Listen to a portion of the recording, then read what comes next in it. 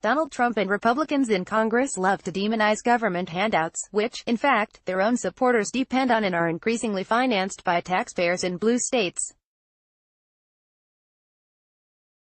The federal program Temporary Assistance for Needy Families, what we used to call welfare, provides cash assistance to fewer than 1% of Americans. But the Trump administration is proposing to lump many social programs under a new agency with the word welfare in its title. A recent White House report on imposing work requirements, for example, put Medicaid, food assistance, and housing aid into a rebranded program called non-cash welfare. Defined this broadly, a large chunk of America relies on welfare. Add in disability benefits, unemployment insurance, and medical benefits. Such so-called welfare amounts to 17% of the average American's income. Welfare has become especially unpopular in red states that vote Republican and support Trump. But these same states are often the biggest beneficiaries of government assistance.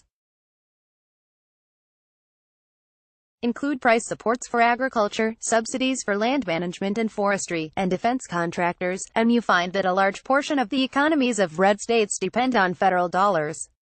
Here's the irony. Residents of blue states send more tax money to Washington than they get back in federal help, while residents of red states send less money to Washington than they get back in federal help. In 2015, for example, New Jersey got back only 74 cents in federal spending for every tax dollar it sent to Washington. New York got back 81 cents, Connecticut, 82 cents, and Massachusetts, 83 cents. But when you turn to the red states, it's the opposite. Mississippi received $2.13 for every tax dollar it sent to Washington. West Virginia, $2.07. Kentucky, $1.90. And South Carolina, $1.71. Taking the Trump administration's expansive view of the meaning of welfare to its logical conclusion to include all those benefiting from federal spending, blue states are sending welfare to red states, the same red states that say they don't like welfare. Under Trump's new tax law, blue states will be giving even more welfare handouts to red states. That's because the law set new limits to the amount of state and local taxes people can deduct from their federal taxable incomes. And since people in blue states pay much more state and local taxes than people in red states, blue staters will be paying that much more in federal taxes. Which means an even bigger transfer from blue state residents to all those red state Republican voters, whose party despises handouts. Now, I should add that some of us here in blue states don't mind giving red states a bigger helping hand.